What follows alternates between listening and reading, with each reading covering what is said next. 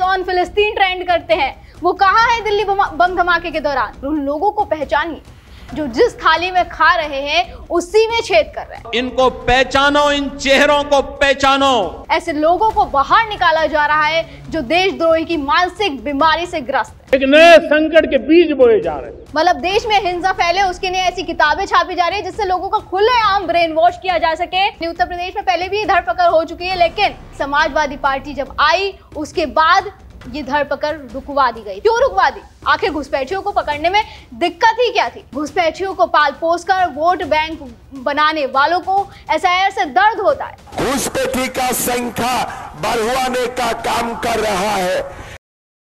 नमस्कार, मैं Nikita Rastogi, DNP India में आपका स्वागत। देश में अब अलार्म बज चुका है। यह अलार्म देश को जगाने के लिए, देश की जनता को जगाने के लिए कि अब आप भी अपनी आंखें खोलिए और उन लोगों को पहचानिए जो जिस थाली में खा रहे हैं उसी में छेद कर रहे हैं और किसी को कानों कान खबर भी नहीं हो रही। दिल्ली धमाके के बाद सरकार ने अपनी आंखें खोल ली है। यही वजह है कि दिल्ली से लेकर हरियाणा, जम्मू कश्मीर से लेकर गुजरात और यूपी से लेकर असम तक खोज खोज कर ऐसे लोगों को बाहर निकाला जा रहा है जो देशद्रोही की मानसिक बीमारी से ग्रस्त है। उनका इलाज चल रहा है। दूसरी तरफ घुसपैठियों को लेकर भी काम तेज हो गया है और दिल्ली धमाके के बाद ये एक्शन क्यों तेज हुआ है वो भी आपको बताएंगे। इसका कारण बताएंगे कि क्यों इस देश की सफाई जरूरी है। लेकिन उससे पहले बात किस तरीके से एक्शन जारी है। हम पहले भी आपको बता चुके हैं कि घुसपैठ के मामले में 2 राज्यों में युद्ध स्तर पर काम कर रहे हैं, वो है असम और उत्तर प्रदेश। दोनों राज्यों के मुख्यमंत्री घुसपैठ पर बड़े ही मुखर होकर बोलते रहे। शुरुआत उत्तर प्रदेश से करते हैं कि कैसे बाबा का ऑपरेशन तलाश काम कर रहा है। उत्तर प्रदेश में कुछ मीडिया रिपोर्ट्स हैं जिसके जरिए हम आपको बताने की कोशिश करेंगे कि किस तरीके से युद्ध स्तर पर बाबा घुसपैठियों को चुन चुनकर बाहर निकाल रहे हैं, उन्हें बाहर का रास्ता दिखा रहे हैं। अभी हाल ही की ये रिपोर्ट है, ईटीवी भारत की ये रिपोर्ट है जिसमें ये साफ साफ लिखा है कि बहराइच में, उत्तर प्रदेश के बहराइच में 2 संदिग्ध घुसपैठी गिरफ्तार किए गए हैं। नेपाल के रास्ते घुसपैठ की कोशिश कर रहे थे। ब्रिटिश नागरिक सुरक्षा एजेंसियां कर रही थी पूछताछ। अब क्या कुछ इस रिपोर्ट में लिखा है वो डिटेल में आपको पढ़ के सुना देते हैं। जनपद के रुपई डीहा चेक पोस्ट पर शनिवार को पुलिस ने 2 संदिग्ध घुसपैठियों को गिरफ्तार किया है। इस मामले में सीईओ नानपारा प्रद्युमन सिंह ने बताया कि शनिवार को बॉर्डर पर कॉम्बिंग की जा रही थी। इस दौरान 2 संदिग्ध घुसपैठ कर रहे थे जिन्हें गिरफ्तार कर लिया गया है। दोनों संदिग्धों की पहचान ब्रिटिश नागरिकता प्राप्त सुमित्रा शकील जो 61 साल की है और पाकिस्तानी नागरिक हसन अमान सलीम जो 35 साल के हैं उनको पकड़ा गया है। दोनों नेपाल के रास्ते भारत में प्रवेश करने की फिराक में थे। अब क्यों कर रहे थे, क्या इनका मकसद है, फिलहाल इसकी जांच की जा रही है। इनसे और जानकारी ली जा रही है, इनका भारत में प्रवेश करने का क्या मकसद है। साथ ही ये भी बताया गया कि हसन अमान सलीम बीते 3 साल में 3 बार पाकिस्तान भी जा चुके हैं। अब देखिए इनका क्या नाता है पाकिस्तान से, क्यों ये पाकिस्तान 3 साल में 3 बार जा चुके हैं और क्यों फिर ये भारत में प्रवेश करने की कोशिश कर रहे थे, वो भी नेपाल के रास्ते से। ये अपने आप में एक बड़ा सवाल है और ऐसे लोगों पर फिलहाल ऑपरेशन तलाश किया जा रहा है। बाबा ने ऑपरेशन तलाश चलाया है। ये आप फोटो देख सकते हैं, ये है हसन अमान और ये है सुमित्रा जो जिनकी जिक्र अभी इस रिपोर्ट में कर रही थी मैं। इसके अलावा जिस दिन दिल्ली में बम धमाका हुआ उससे 1 दिन पहले एक ऐसा संदिग्ध पकड़ा गया जिसमें ये दावा किया गया कि उसे फंडिंग मिल रही थी बाहर से, 11 करोड़ रुपए की उसे फंडिंग मिली और वो देश विरोधी गतिविधियां को अंजाम देने की कोशिश कर रहा था। तो एक मीडिया रिपोर्ट है एनडीटीवी की, उसमें साफ साफ ये लिखा है कि घुसपैठियों को छिपाने वाला मास्टरमाइंड गिरफ्तार, 11 करोड़ की हवाला फंडिंग, यूपी से पंजाब तक मस्जिद मदरसों के लिए खरीदी जमीन। देखिए ये वो मास्टरमाइंड था जो घुसपैठियों को पनाह देता था भारत में। क्या कुछ रिपोर्ट में लिखा है, डिटेल से पढ़ देते हैं। उत्तर प्रदेश एटीएस यानी एंटी टेररिज्म स्क्वाड ने बड़ी कार्रवाई करते हुए ग्रेटर नोएडा के कासना क्षेत्र से फरहान नबी सिद्दीकी नामक व्यक्ति को गिरफ्तार किया है। उस पर धार्मिक पुस्तकों की आड़ में विभिन्न समुदायों के बीच वैमनस्यता फैलाने, विदेश से अवैध धन मांगने और अवैध रूप से देश में रह रहे व्यक्तियों को पनाह देने के गंभीर आरोप लगाए गए हैं। सूत्रों के मुताबिक ये कहा जा रहा है कि यूपी एटीएस को इनपुट प्राप्त हुआ था कि कासना स्थित एक निजी कंपनी में धार्मिक सांप्रदायिक तनाव भड़काने वाली किताबें छापी जा रही हैं और उन्हें देश के विभिन्न हिस्सों में प्रचार प्रसार के लिए वितरित भी किया जा रहा है। मतलब देश में हिंसा फैले उसके लिए ऐसी किताबें छापी जा रही है जिससे लोगों का खुलेआम ब्रेन वॉश किया जा सके। यह भी संदेह था कि इस काम के लिए विदेश से हवाला माध्यमों से फंडिंग की जा रही थी, यानी विदेश से फंडिंग आ रही थी इन लोगों को, जिससे ये घुसपैठियों को पनाह दे और वो घुसपैठिए फिर हमारे देश में अराजकता फैलाने की कोशिश करें। यही वजह है कि बाबा कहते हैं कि अराजक तत्वों की इस देश में कोई जगह नहीं है। इसके अलावा क्या कुछ डिटेल में लिखा है वो बता देते हैं। एटीएस के अनुसार फरहान नबी अवैध रूप से बांग्लादेशियों, तुर्की, जर्मन को अपने यहाँ शरण देता था। इस मामले में एटीएस ने बीएनएस 152, 196, 318, 4, 61(2) के तहत मुकदमा दर्ज किया है। फरहान के पास से 12 हिंदी, अरबी, बांग्ला भाषा की कुल 12 किताबें, 2 अदद मोबाइल, 3 लैपटॉप भी बरामद किए गए हैं। ये सबूत है दर्शकों, ये सबूत है। इसके अलावा फरहान और नासी तोरबा द्वारा हवाला नेटवर्क के जरिए करीब 11 करोड़ रुपए विदेश से मांगने की बात सामने आई है। इस धन का उपयोग उत्तर प्रदेश के अमरोहा और पंजाब में मदरसों, मस्जिदों और कंपनियों के नाम पर भूमि खरीदने में किया जाता था। अब ये सबूत सीधा सीधा उन लोगों के लिए भी है जिन लोगों को इस देश में एसआईआर से भी दिक्कत होती है, जो कहते हैं कि भाई एसआईआर के जरिए एक वोट को क्या कहते हैं टारगेट करने की कोशिश की जा रही है। घुसपैठ पहले उन्हें घोषित किया जाएगा, उनका वोटर लिस्ट से नाम जबरदस्ती कटवाया जाएगा। क्या ये सबूत काफी नहीं है? और ऐसा नहीं है कि ये ऑपरेशन अभी चला है, इस ऑपरेशन के तहत पहले ही घुसपैठ की कमर तोड़ी जा रही थी। मैं मई की एक रिपोर्ट आपको दिखा देती हूं जहां उत्तर प्रदेश में ये सिलसिला जारी था, ऑपरेशन तलाश बाबा का जारी था। उत्तर प्रदेश के शहर में घुसे पड़ोसी मुल्क के घुसपैठिए चुन चुनकर पकड़ रही पुलिस, जाने किस भेष में छिपे। न्यूज 18 की ये रिपोर्ट है, इसमें लिखा है कि उत्तर प्रदेश के बरेली में बांग्लादेशी और रोहिंग्या घुसपैठियों के खिलाफ पुलिस द्वारा चलाया जा रहा विशेष अभियान ऑपरेशन तलाश अब तेजी पकड़ चुका है। शासन के निर्देश पर चलाए जा रहे इस व्यापक अभियान के तहत जिले के सभी 29 थाना क्षेत्रों में संदिग्ध घुसपैठियों की तलाश की जा रही है। इसके अलावा किन किन लोगों पर गाज गिरी है, कितने लोगों पर गाज गिरी है, इस रिपोर्ट के मुताबिक मैं बता देती हूँ। तो रिपोर्ट में लिखा है कि अभियान को प्रभावी बनाने के लिए जिले भर में 58 पुलिस टीमों को तैनात किया गया है। इसके अलावा एक इंटेलिजेंस यूनिट भी लगातार इनपुट इकट्ठा करने और मौके पर पहुंचकर जानकारी साझा करने का काम कर रही है। ये मई की रिपोर्ट है, तभी से ये ऑपरेशन तलाश शुरू हो चुका था उत्तर प्रदेश में, जो बहुत जरूरी भी है। पुलिस और इंटेलिजेंस की टीमों ने 85 से ज्यादा स्थानों पर छापेमारी कर 750 लोगों से पूछताछ की है, जो जांच के दायरे में है, जिन पर संदेह किया जा रहा था। 45 हिरासत में है दोस्तों। पुलिस अधिकारियों के अनुसार अब तक की कार्रवाई में 45 संदिग्ध लोगों को हिरासत में लिया गया है, जिनसे गहन पूछताछ की जा रही है। इसके अलावा ये मई की रिपोर्ट में आपको बता रही थी, लेकिन अब आपको पता है कि जिस तरीके से दिल्ली में बम धमाका हुआ उसके बाद उत्तर प्रदेश में ये कार्रवाई और तेज हो गई है। बाबा की पुलिस युद्ध स्तर पर काम कर रही है और आप भी ये रिपोर्ट, ये खबरें सुन रहे होंगे कि किस तरीके से लखनऊ में लगातार छापेमारी की जा रही है, जहां से दिल्ली में हुए बम धमाके की पूरा षड्यंत्र रचा जा रहा था, वो भी एक सेंटर माना जा रहा है। इसके अलावा अब आपको बताते हैं कि ये कार्रवाई उत्तर प्रदेश में क्यों की जा रही है, क्यों जरूरी है, और ये भी हम बताएंगे कि आखिर जो लोग सवाल उठा रहे हैं उनको ये रिपोर्ट देखनी क्यों जरूरी है। तो मैं आपको बता देती हूँ उत्तर प्रदेश में ये कार्रवाई क्यों जरूरी है। यूपी में सबसे पहले 2008 में धरपकड़ शुरू हुई थी, यानी उत्तर प्रदेश में पहले भी धरपकड़ हो चुकी है। लेकिन एक बात आपको बता दूं कि ये समाजवादी पार्टी जब आई उसके बाद ये धरपकड़ रुकवा दी गई थी। अब ऐसे में बहुत बड़ा सवाल खड़ा होता है कि क्यों रुकवा दी, आखिर घुसपैठियों को पकड़ने में दिक्कत ही क्या थी। घुसपैठ थे, अवैध तरीके से हमारे देश में रह रहे थे और न जाने किन गतिविधियों को वो अंजाम दे सकते थे, तो क्यों इस धरपकड़ को रुकवाया गया, ये अपने आप में एक बड़ा सवाल है। मैं रिपोर्ट पढ़ देती हूँ आपके लिए।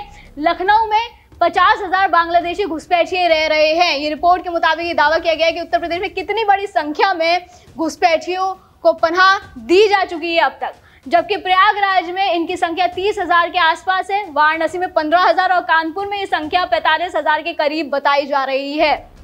खुद को असम का बताने वाले इन बांग्लादेशियों में से कुछ ने असम के विभिन्न जिलों से अपना पहचान पत्र बनवाया है, जबकि कुछ ने जिस जिले में अपना ठिकाना बनाया है वहीं से अपना मतदाता पहचान पत्र और आधार कार्ड बनवा लिया। इस बाबत प्रदेश के एक वरिष्ठ पुलिस अधिकारी कहते हैं, उत्तर प्रदेश में सबसे पहले बांग्लादेशी घुसपैठियों की धरपकड़ का अभियान वर्ष 2008 में मायावती की सरकार में शुरू किया गया था, लेकिन समाजवादी पार्टी द्वारा रोक दिया गया था, जो यहाँ पे मेंशन है।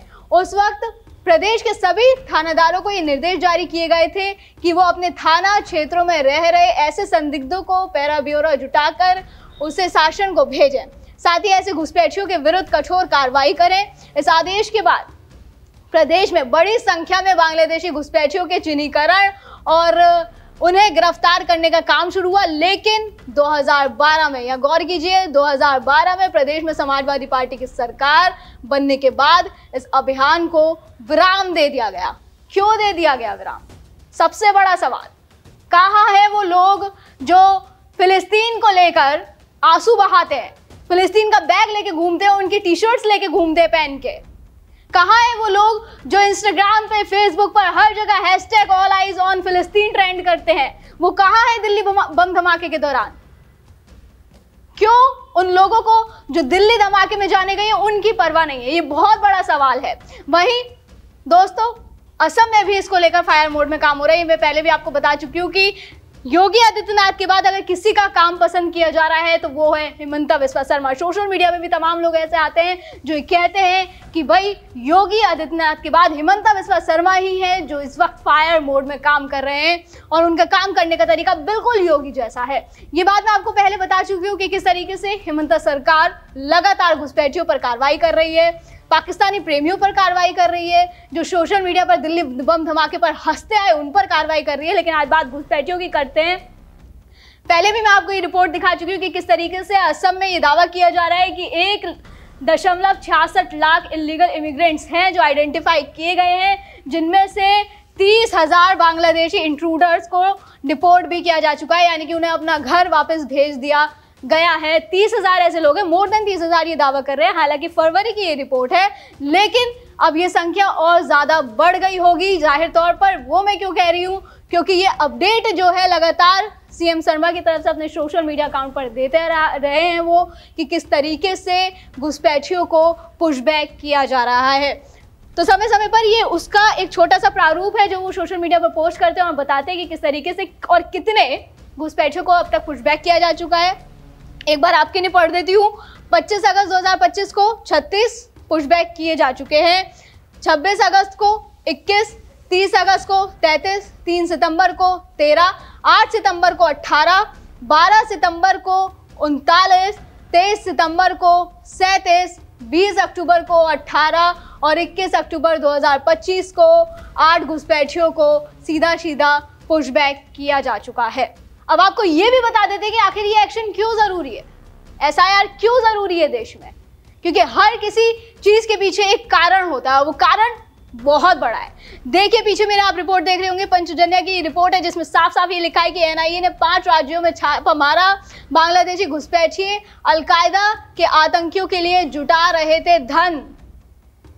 घुसपैठिए अलकायदा से कनेक्शन रखते हैं, ये रिपोर्ट में दावा किया जा रहा है। दोस्तों आगे बढ़ देती हूँ। आतंक के खिलाफ भारत की निर्णायक कार्रवाई जारी है। इसी क्रम में राष्ट्रीय जांच एजेंसी यानी एनआईए ने बांग्लादेशी घुसपैठियों से जुड़े अलकायदा गुजरात आतंकी साजिश मामले में 5 राज्यों में 10 ठिकानों पर छापा मारा। एनआईए ने सोशल मीडिया पर विज्ञप्ति जारी कर इस बात की जानकारी दी, खुद एनआईए द्वारा ये जानकारी दी गई है। पश्चिम बंगाल, त्रिपुरा, मेघालय, हरियाणा और गुजरात राज्यों में चुनिंदा ठिकानों पर विभिन्न संदिग्धों और उनके सहयोगियों से जुड़े परिसरों की यानी घरों की तलाशी ली। तलाशी के दौरान कई डिजिटल उपकरण और आपत्तिजनक दस्तावेज जब्त किए गए हैं और उन्हें फोरेंसिक जांच के लिए भेजा जा चुका है। आपत्तिजनक दस्तावेज क्या कर रहे थे ये इनके घर में? ये दस्तावेज बहुत बड़ा सवाल है कि ये दस्तावेज क्या कर रहे थे। और फिर लोग कहते हैं कि इनके लिए संवेदनाएं जागती है लोगों के मन में। इसके अलावा अलकायदा गुजरात मामला मूल रूप से एनआईए द्वारा जून 2023 में यूएपी अधिनियम, आईपीसी और विदेशी अधिनियम के विभिन्न धाराओं के तहत दर्ज किया गया था। अब तक एनआईए की जांच से पता चला है कि 4 बांग्लादेशी नागरिक जिनकी पहचान मोहम्मद सोजी मियान, मुन्ना खालिद अंसारी उर्फ मुन्ना खान, अजरुल इस्लाम उर्फ जहांगीर उर्फ आकाश खान और अब्दुल लतीफ उर्फ मोमिनुल अंसारी के रूप में हुई है। नामों से ही आप समझ सकते हैं दर्शकों। इसके अलावा क्या लिखा है, जाली भारतीय पहचान दस्तावेजों का उपयोग करके बांग्लादेश से अवैध रूप से भारत में घुसपैठ कर आए थे। उनका संबंध प्रतिबंधित अलकायदा आतंकवादी संगठन से पाया गया है। इसके अलावा लिखा है, ये लोग बांग्लादेश में अलकायदा के गुर्गों के लिए धन इकट्ठा करने और स्थानांतरित करने में शामिल थे और मुस्लिम युवाओं को सक्रिय रूप से प्रेरित करने में शामिल पाए गए थे। और दर्शकों, ये खबरें चल रही हैं कि पाकिस्तान ने जो दिल्ली बम धमाका करवाया है वो इनडायरेक्टली तरीके से करवाया है ताकि पाकिस्तान का इसमें डायरेक्ट तरीके से नाम ना आए। और यही कारण है कि अब तक किसी संगठन ने इसकी जिम्मेदारी नहीं ली है, चाहे वो जैश-ए मोहम्मद हो या लश्कर तैयबा हो, वरना अब तक कोई ना कोई संगठन इसकी जिम्मेदारी ले लेता। ये एक बहुत बड़ा षड्यंत्र था जो लोगों का पहले ब्रेन वॉश किया गया। उन्होंने सोचा कि जो इनके घर में मौजूद है उन्हीं के जरिए क्यों ना इसको अंजाम दिया जाए। ऐसी खबरें आ रही हैं कि ये इनडायरेक्ट तरीके से पाकिस्तान ने ही करवाया है। यही वजह है कि बीजेपी कहती है कि घुसपैठियों को पाल पोस कर वोट बैंक बनाने वालों को एसआईआर से दर्द होता है। यही वजह है कि सवाल आखिर क्यों उठते हैं जब सारे सबूत, सारी चीजें आपके सामने, तो ये सवाल उठाए ही क्यों जा रहे हैं। लिहाजा सरकार का डेमोग्राफी मिशन हर उस राज्य में युद्ध स्तर पर काम करेगा जहां डंके की चोट पर डेमोग्राफी के साथ खिलवाड़ किया जा रहा है। मैंने पहले भी कहा था कि सरकार ये चीख चीख कर बताने की कोशिश कर रही है कि आस्तीन के सांपों को पहचानिए, चाहे वो प्रधानमंत्री नरेंद्र मोदी हो, उत्तर प्रदेश के मुख्यमंत्री योगी आदित्यनाथ हो, गृह मंत्री अमित शाह हो या फिर असम के सीएम हिमंता बिस्वा शर्मा। ये सब समय समय पर हमारे देश को चेतावनी देते रहे हैं। असम के मुख्यमंत्री हिमंता बिस्वा शर्मा कह चुके हैं कि हमने देखा है कि कैसे अवैध घुसपैठिए माताओं और बहनों को फंसाकर अपनी जनसंख्या बढ़ाते हैं। घुसपैठियों की वजह से हमारी पूरी सामाजिक व्यवस्था ही बदल चुकी है। पहले असम, फिर बंगाल, फिर बिहार, झारखंड, कोई भी इससे बच नहीं पाया। सुनिए क्या कह रहे हैं हिमंता बिस्वा शर्मा। हमारा देश का घुसपैठियों का कारण हमारा देश का कितना परिवर्तन हो रहा है। आप लोग ने देखा है, पहले असम, उसका बाद पश्चिम बांग्ला, अभी बिहार, अभी झारखंड में भी घुसपैठी घुसना शुरू हो चुका है। हमारा झारखंड का आदिवासी बहनों को फुसला के शादी करके हमारा यहाँ में घुसपैठियों भी अपना एक बहुत बड़ा घुसपैठी का संख्या बढ़वाने का काम कर रहा है। भाइयों और बहनों, आज आप लोग देख रहा है कि हमारा झारखंड का हालत आज बिगड़ रहा है और हमारा यहाँ में हमारे सभा में आके हमारे जेएमएम का नेता अभी जय श्री राम नहीं बोलते हैं, अस्सलाम वालेकुम बोलते हैं। मैं जेएमएम को बोलना चाहूंगा, आप जो भी बोले, अस्सलाम वालेकुम जो भी बोले, लेकिन भारत में राजनीति करना है तो जय श्री राम आपको बोलना ही पड़ेगा। ये आप याद में रखिए। इसके अलावा योगी आदित्यनाथ तो कई बार ये बात कह चुके हैं कि इन चेहरों को पहचानो जो शासकीय योजना में हड़पने की होड़ में पहली लाइन में खड़े होते हैं, लेकिन जब वंदे मातरम गान की बात होती है तो कहते हैं कि हम नहीं गाएंगे। सुनिए क्या कह रहे हैं योगी आदित्यनाथ। इनको पहचानो, इन चेहरों को पहचानो जो शासकीय योजना में हड़पने की होड़ में पहली लाइन में खड़े होते हैं, लेकिन जब वंदे मातरम गाने की बात होती है तो कहते हैं कि नहीं, हम नहीं गाएंगे। फिर भी आज हमारे समाज में कुछ लोग ऐसे हैं जो इस बात को समझने के लिए तैयार ही नहीं है। लेकिन चुनाव आयोग भी अब इस मामले में एकदम क्लियर है, लिहाजा 12 राज्यों में एसआईआर करवाई जा रही है। और पश्चिम बंगाल में जो कुछ भी हो रहा है वो आप सब भी देख रहे हैं, कैसे हर रोज बड़ी संख्या में घुसपैठिए अपना बोरिया बिस्तर बांधकर निकलते दिखाई दे रहे हैं। मेरे पीछे भी आप ये तस्वीर देख सकते हैं जिसमें साफ साफ दिखाई दे रहे हैं कि किस तरीके से जितने भी घुसपैठिए हैं वो बांग्लादेश की तरफ निकल पड़े हैं, क्योंकि यहाँ पे एसआईआर की घोषणा कर दी गई। आप देख सकते हैं बंगाल में एसआईआर शुरू होने के बाद घुसपैठियों में हाहाकार मच गया है और वो भाग रहे हैं। किस तरीके से ये सारे घुसपैठिए अपना बोरिया बिस्तर बांध चुके हैं और अपनी बांग्लादेश की यात्रा पर निकल चुके हैं। रोज सोशल मीडिया पर ऐसे वीडियो सामने आ रहे हैं, लिहाजा प्रधानमंत्री नरेंद्र मोदी भी ये लाल किले की प्राचीर से कह चुके हैं कि हम इसे बर्दाश्त नहीं करेंगे। सोची समझी साजिश के तहत देश की डेमोग्राफी बदलने की कोशिश की जा रही है। घुसपैठिए हमारे देश के नौजवानों को रोजी रोटी छीन रहे हैं।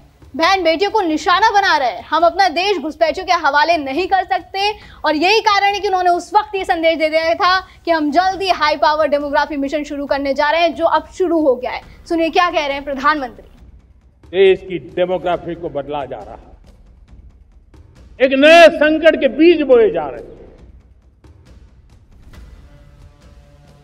और ये घुसपैठिए मेरे देश के नौजवानों की रोजी रोटी छीन रहे हैं। एक घुसपैठिए मेरे देश की बहन बेटियों को निशाना बना रहे हैं। ये बर्दाश्त नहीं होगा। ये घुसपैठिए भोले भाले आदिवासियों को भ्रमित करके उनकी जमीनों पर कब्जा कर रहे हैं। ये देश सहन नहीं करेगा। लेकिन बड़ी ही अफसोस की बात है कि ये इतना सब कुछ सामने होने के बाद भी हमारे देश के कुछ नेता, कुछ लोग, एक बड़ा तबका चंद वोट बैंक के लिए दिक्कत होती है। इन लोगों को एसआईआर से दिक्कत होती है। कोई ये कहता दिखता है कि पहले एसआईआर से नाम काटेंगे, वो घुसपैठिए बताकर उन्हें बाहर कर देंगे। तो कोई ये कहते दिखता है कि अगर एसआईआर हुई तो दंगे भड़क जाएंगे। उन्हें राष्ट्र की कोई चिंता नहीं है। उनके बयानों से ये जाहिर होता है। ये मैं नहीं कह रही हूँ। उन्हें देश की सुरक्षा की कुछ नहीं पड़ी है। उन्हें पढ़ी है तो सिर्फ अपने वोट बैंक की। लेकिन सरकार की नीति साफ है कि कितना भी हाथ पैर मार लो, कितना भी बचाने की कोशिश क्यों ना कर ली जाए, अगर कोई अवैध तरीके से हमारे देश में रह रहा है या फिर हमारे देश की सुरक्षा में कोई सेंध लगा रहा है, उसे अपना बैग पैक करना ही होगा। दर्शकों, इस खबर पर आपका क्या कहना है हमें कमेंट सेक्शन में जरूर बताएं। फिलहाल आज की वीडियो में बस इतना ही। फिर होगी मुलाकात। आप देखते रहे जीएनपी इंडिया, हर खबर भरोसे के साथ।